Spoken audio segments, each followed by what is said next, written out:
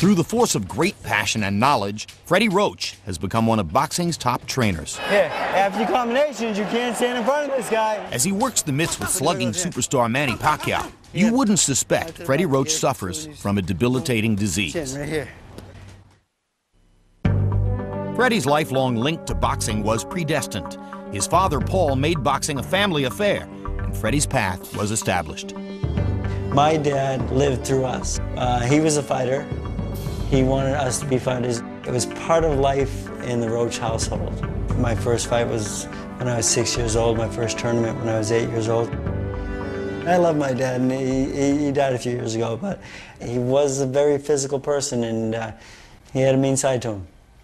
If you didn't choose to be a fighter, you caught more beatings than the guys that chose fighting did. He used to tell me that he'd knock me out if we ever fought each other. I believed him, and I was scared of him. As a junior featherweight in the 1980s, Freddie channeled that fear, styling himself a crowd-pleasing free swinger with a zest for combat. I was aggressive. My style as a fighter was take one and give two. You know, I was a white kid who fought hard, bled sometimes, and people liked that. And I was number 8 in the world, and I thought I was going to be world champion. Trained by the legendary Eddie Futch, Roach battled Bobby Chacon, Hector Camacho, and Greg Haugen, but never won a title. A broken hand and a series of losses derailed Roach's career, and suddenly, at age 26, Freddie was finished as a fighter. When I retired, I was broke. I kind of was a little bit bitter because I put my whole life into something and I didn't quite reach my goal, which was to be world champion. I got a job as a telemarketer, selling pens and key tags over the phone, and my phone name was Joe Davis. Then Eddie Futch reached out to his former pupil to help train his legion of fighters. Within a year, Roach had his own champion in Virgil Hill. I became Eddie's assistant. I wanted nothing to do with it, but then I just found something that I actually did better than fight, and that's training fighters. Since then, Roach has trained some of the biggest names in boxing, including Marlon Starling, Virgil Hill, Mike Tyson, Johnny Tapia, James Toney, and Manny Pacquiao.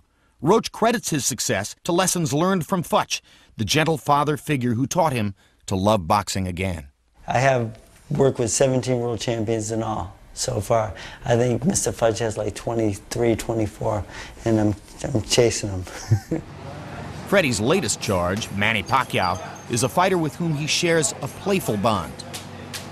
He's looking for my my future, you know, good future, not bad.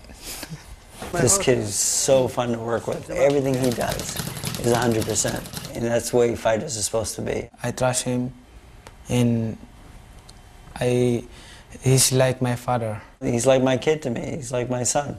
I mean, I love this kid.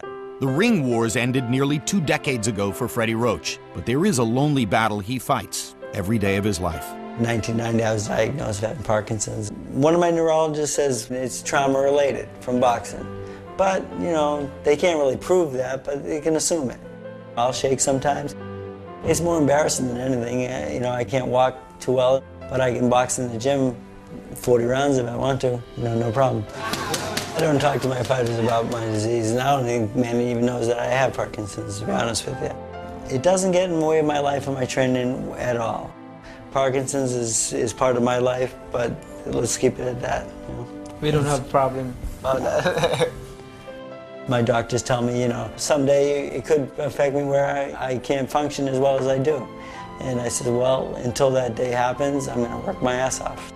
I'm not going to lie down and die. I'm a fighter, and I'll be a fighter till the end.